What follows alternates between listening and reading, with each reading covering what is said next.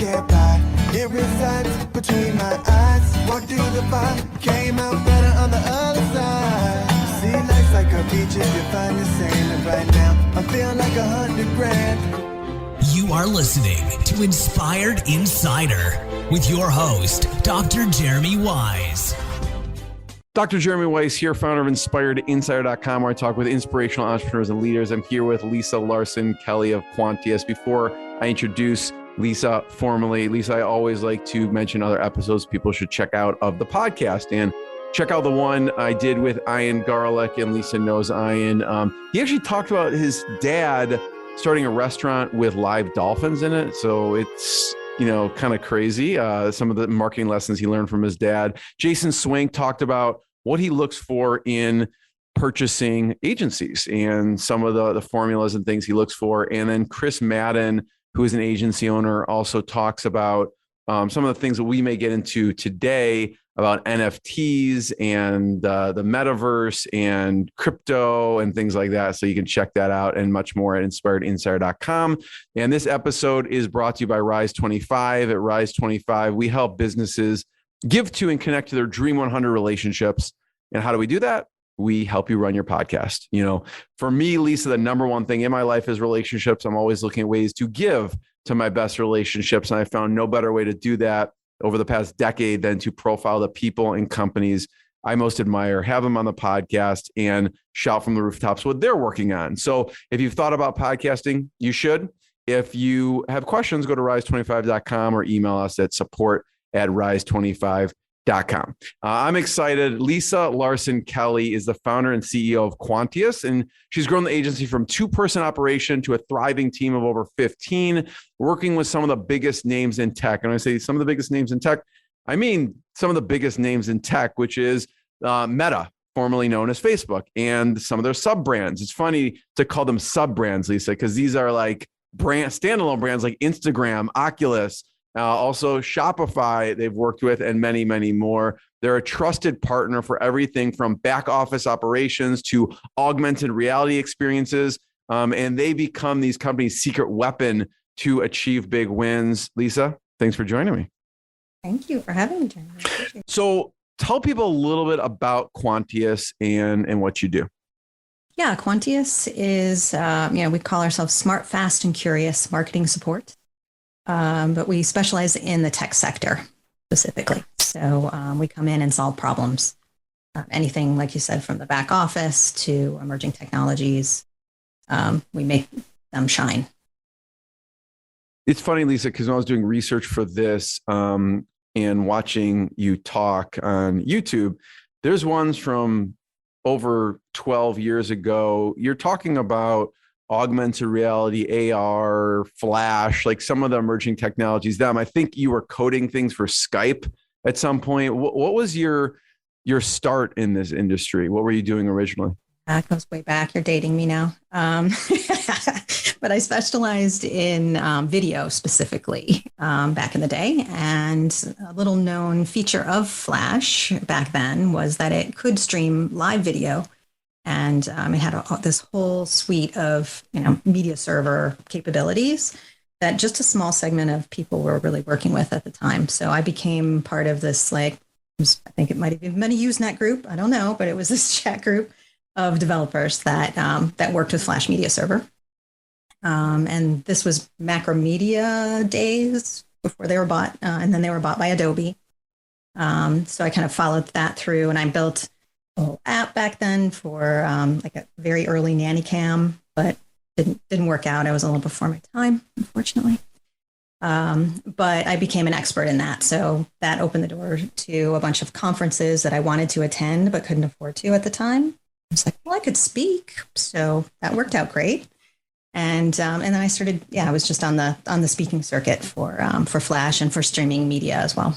You were basically working on Zoom before it existed, essentially, right? Yes, it was pre-Zoom days. Mm-hmm. Many years pre-Zoom. Yeah. So your background is also as a developer. Yes. Yep. That's where I started out actually as a graphic designer. And then I've always been fascinated by technology and coding and all of that. I kind of did it back in high school before it was a thing. It wasn't really a career, especially for women.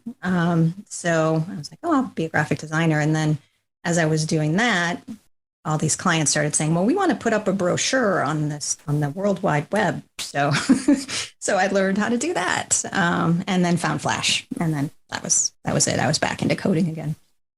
I'd love to talk about emerging technology because you've kind of been even before your time on some of these technologies, even like we talked about with streaming video. I mean, back in the day, it like a normal person couldn't stream video. You needed someone technical like you to actually do things like that. And even Skype was glitchy back then. It's gotten a lot better. Video streaming, I had the little player, that kind of thing back then. What are you seeing in, I know maybe with clients or just in general you work with Meta and Oculus, and what are some of the things you're seeing with AR and the metaverse, and maybe just talk about a little bit about, what you're seeing, but also for the layperson like myself, what that actually means. Yeah, there's so much hype around it right now, and demystify it for us. Yeah. So it's really about capturing. We've got VR, right? Virtual reality, which has been around for a while, and it requires big headsets and a lot of it's slimmed down a bit, but it's still cumbersome for most people. And it did get some traction, of course, in gaming and all that, and Oculus has made great strides now that it's not wired to have people use it, but it's just not really getting the traction that I believe AR is going to have, because augmented reality, we have it on our phones, and everyone has access to augmented reality. When you change your face to a dog, on Snapchat or use any of those filters, that's augmented reality. You're looking at what's there and you're adding another layer to it. So that's all fun and games, and it's getting people excited about it, which is good. But then the next stage is really, how do we add value?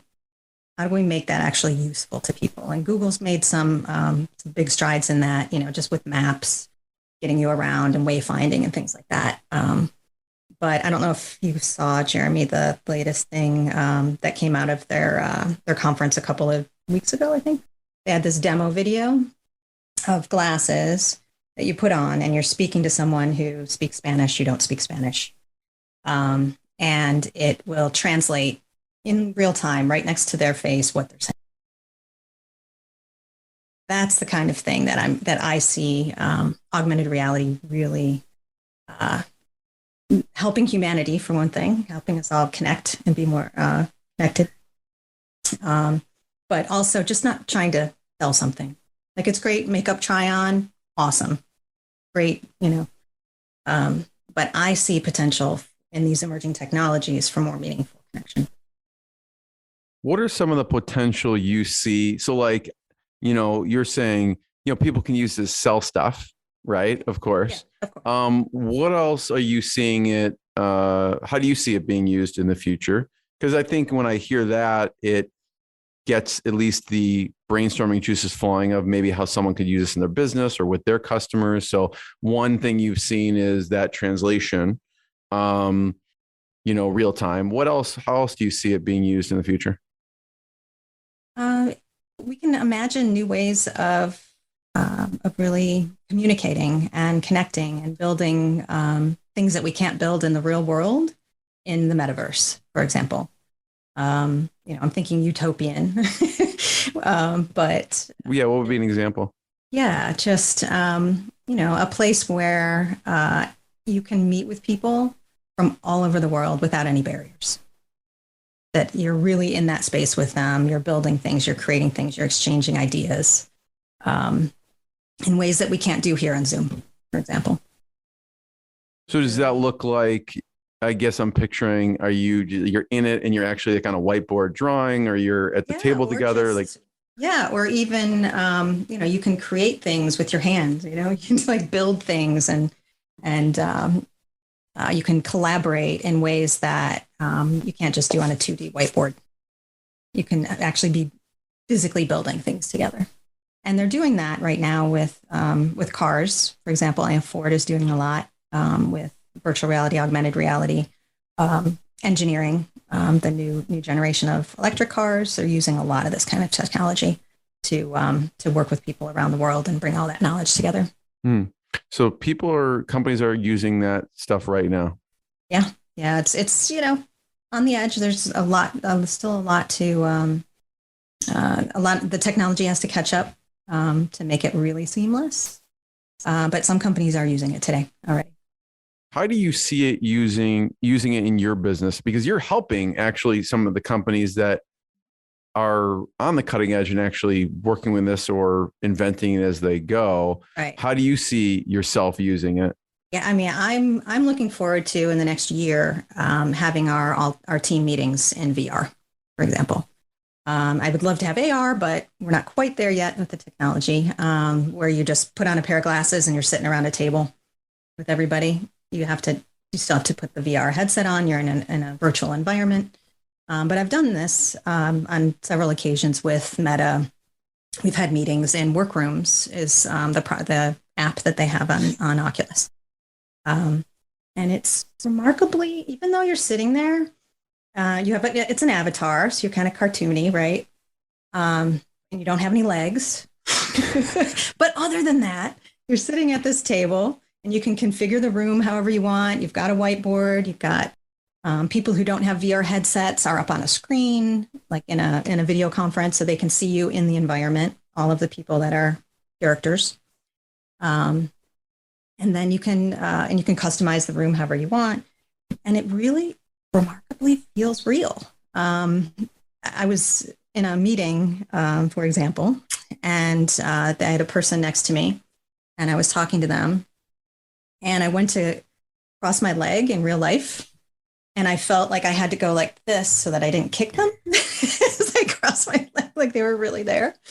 And I was like, wow, this really does feel real. And the spatial audio also makes it, so if the avatar is over here, they sound like they're over there, So all of those little elements really come together to make it feel real.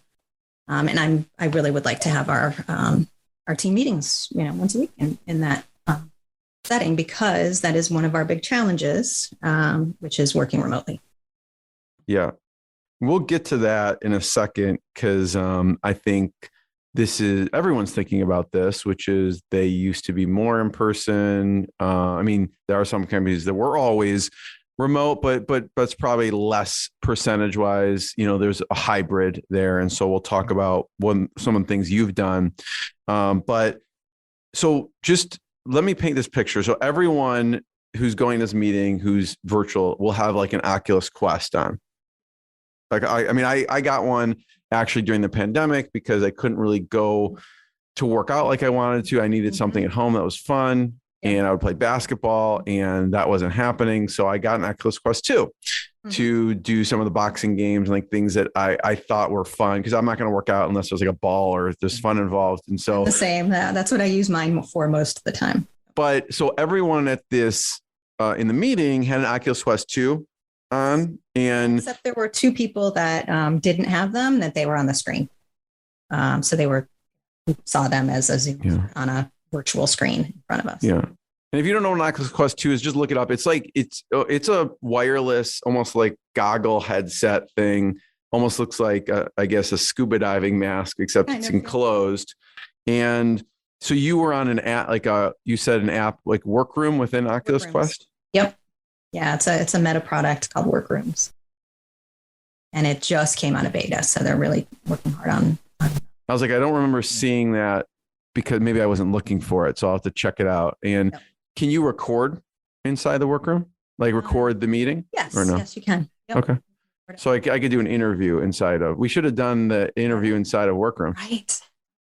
We'll do a little. I don't know if that works. Is that technology there to record it? It is. Okay. Yeah. Have to check out Workroom.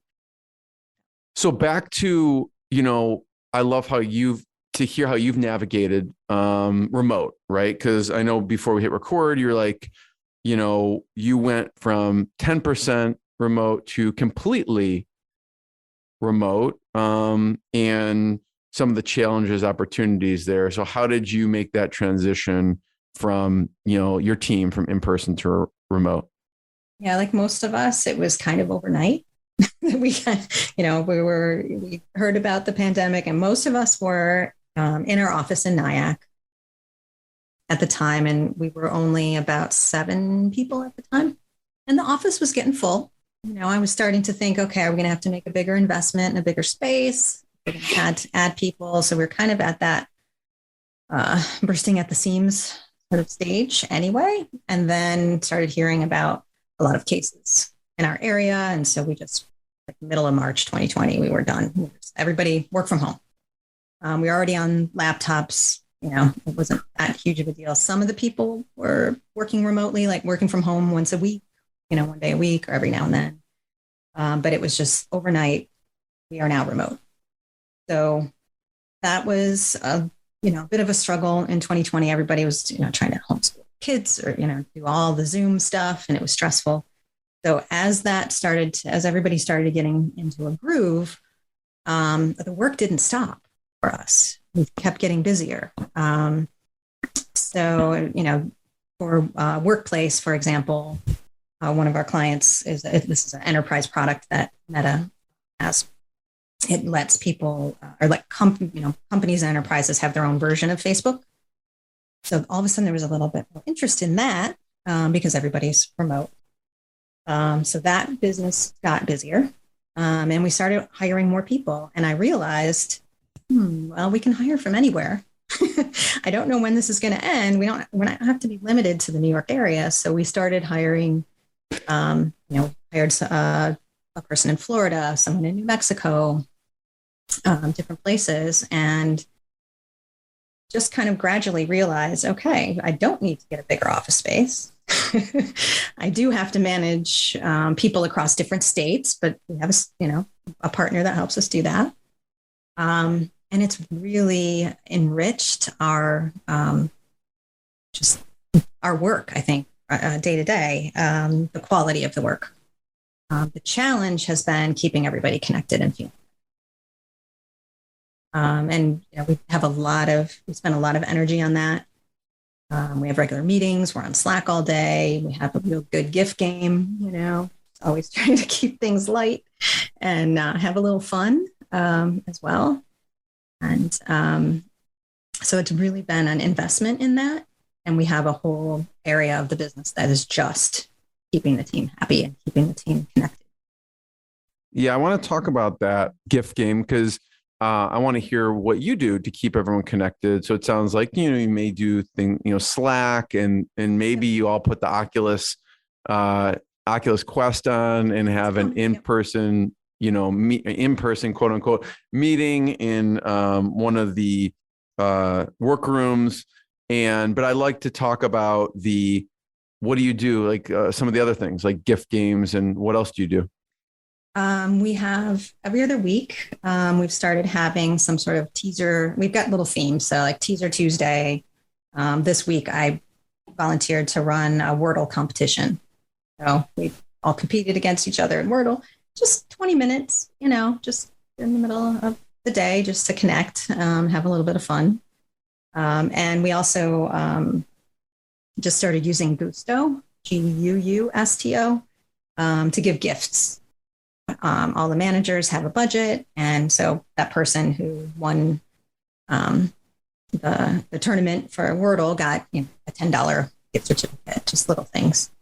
I just feel like those and then we always celebrate birthdays. We celebrate Quantiversaries, people who've been with their Quantious anniversary. And, give them a little gift, but also just have a little appreciation circle, sort of, as, touchy-feely as that might be, what we appreciate about that person. And so things like that, we just really try to be conscious that, they're humans. Everybody's a human and we need to connect. People are spending a vast majority of their lives sitting in front of the computer working. And we want to make sure that they get something back out of that time, and we invest a lot in professional development. Everybody gets a stipend every year to take some sort of class. or it doesn't even have to be directly related to their job. They want to take a pottery class, we'll pay for that. Like, anything that's going to keep their creative juices flowing. Beneficial. So it's GUUSTO? Yes. Oh, interesting. Yeah. And we also use Gusto for all that. That's what I was thinking, for payroll and everything. It's a little confusing, but yes, it's Gusto and Gusto. Gusto for payroll. It's funny because if you would have asked me, Lisa, what's your prediction on Lisa and their staff? If they're virtual in person, I would have said, oh, they've always been 100% virtual just because that's the nature of the work. So you must have found it important to be in an office with people around you, even though all of your stuff has always been remote. So do you think, where do you see balancing that as we hopefully step out of, COVID? Do you see, a hybrid, or what do you see? I mean, especially in the tech world, there's a real, push and pull happening there. A lot of friction around going back to the office. Apple, I don't know if they said everybody's going back to the office. And then, like, one of their top engineers said, nope, I'm out. And then they've reconsidered it, supposedly because cases are up, but it could be other pressures. It's so ingrained in people of a certain generation that that's what you do. You go back to the office, like, we're getting back to normal. We got to be together. There are some benefits. Running into each other at the, water cooler, or grabbing a coffee, those spontaneous conversations are really important. So trying to give opportunities for those remotely is tough, but important. That's why we're on Slack all day. That's why we have these, little impromptu, meetings and games and things like that. And we try to meet. We also use the Hangout feature, the feature on Slack where you can just pop in and have an audio chat really quickly in a channel. We use that a lot, just so we can have those little conversations. And it's, there's that part. And then there's the whole, like, if you remember, open floor plan with cubicles, who the hell wants that? Nobody wants that. It's like, that's not so productive. So there's benefits to just stepping back and reimagining how we work and trying to make the best of it and reinventing. What do you see the opportunities? I could definitely see challenges, removing that. What are the opportunities we should be looking at in the future for, being more remote and having that remote team? I think just really, it's the diversity and the, of not just times. Well, there's diversity of time zones, which helps us a lot because a lot of our clients are in London, and everybody kind of has their own schedule. Some people are really up early. Some people like to work later, and really kind of crafting a team that covers all of that just logistically is great, right? But just even differences of location. There's people in the New York metro area. We have a lot in common. There's a lot of diversity here, but it's also we have a certain view of the world, right? And someone in New Mexico is going to have different ideas and a different view. And so I really feel like having that diversity is helpful, especially in marketing, because we are all part of a big global community. Lisa, when we were first chatting before we hit record, I was like, what's top of mind for you? And you said sustainability. What did you mean by that? A big element of that is, having a workforce that is happy, engaged, productive, enjoying the work, and producing great results, right? And sort of crafting that for the long term. But the other is the work itself.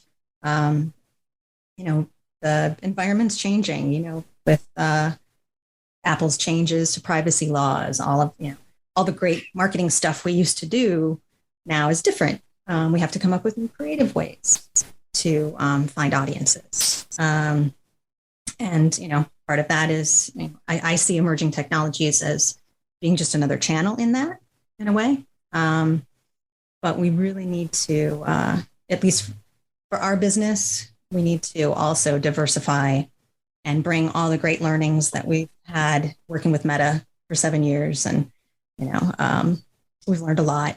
We've been through a lot of reorgs and a lot. I mean, just imagine from where Facebook came from to where they are now and all the setbacks and all of that. We've kind of weathered all of those reorgs and everything. So taking all of those learnings and bringing them to other companies, to startups, to other companies that could use that knowledge. That is the kind of sustainability that I'm thinking of. Really not just focusing on one area and mastering that, but then taking those learnings out to everybody else. What's been important to you, Lisa, as you've grown? Like I mentioned, you went from a 2-person operation to over 15 and growing.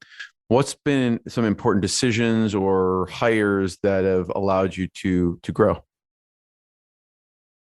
Biggest thing that has made most impact by far is letting go and hiring a VP of operations. Say that again. Hiring what? Letting go and hiring a VP of operations for the company. I was handling both. I was sitting in both seats for a very long time. We did grow from, like as you said, from 2 people. So it's been very organic. So I feel like that was the big milestone when I was okay, I'm ready to let go of this stuff. I don't need to be involved in every decision. I'm ready to think bigger and be that connective tissue to the outside world, and then have somebody else handling everything else. And Sarah Hampton, who joined the team back in just October, totally transformed the business in my eyes. What was the process like for hiring that person? Because it's a huge decision, right? This is stuff that you're probably doing the day-to-day on, and you want someone that is going to maintain your same level of detail and all of the other elements. Yeah. Talk about from the beginning that decision to actually the process of hiring. I mean, I would say it was probably a year of me sort of being ready and documenting, okay, these are all the things I'm doing that I don't want to do anymore, or that I'm not the best at, and really taking the time to document those things. And doing that over time, and slowly delegating things out that I could, and realizing, okay, there's nobody on the team right now that can really take on this level of responsibility. So that goes in the VP column, right? And so, over that time, I developed, a job description based on that. And then I worked with a recruiter who specialized. We are built on EOS, or, we've implemented EOS, entrepreneurial operating system, over the past 2 years now. So we worked with a recruiter who specializes in finding people for that integrator position, basically is what it is. And they started the search, and it took a while to find the right person. They found Sarah. I went down, we kind of met halfway she's from Baltimore. So we met halfway in New Jersey, and had a great meeting, really connected, and she joined the team. So, and since then, she really just gets it. And I got that sense from the very beginning that she understood what my values were in building the company, and that she was, supporting those, but also bringing a ton of her own experience to the table. So, yeah, I love that. So it's like you made the decision, then you documented it, then you delegated things you could delegate, then you created a job description of anything left over. Mm-hmm. You found a recruiter who specialized in this, because this is important enough that this is what they do for the integrator position. Yep. And then you made sure the values matched up, because obviously, hopefully the recruiter finds someone who the skill set is there. So you wanted to make sure the values were there. Yep. Thanks for sharing that. And everyone should check out, I did an episode with Mark Winters, of Rocket Fuel.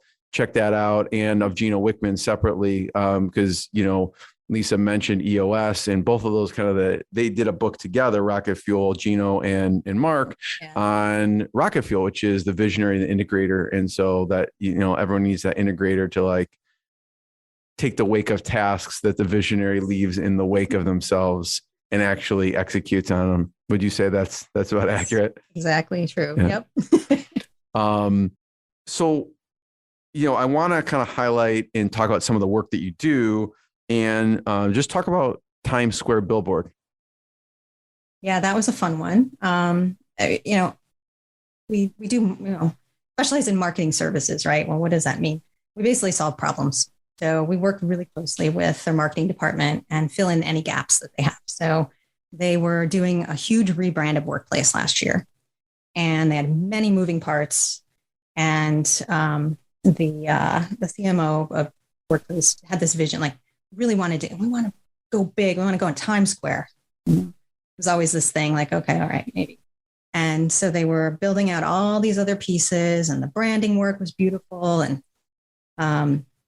then all of a sudden it's the end of the year, and someone up the chain says, oh, we have some budget left over. We got to spend this, or we're not going to, you're familiar with this, but at big companies, they don't spend their budget for the year. They don't get it next year. So they said, oh, we've got this, big budget. We got to clear this out. Is there any way we could do that Times Square billboard? And the marketing team is like, oh, can we? Quantious, can you help?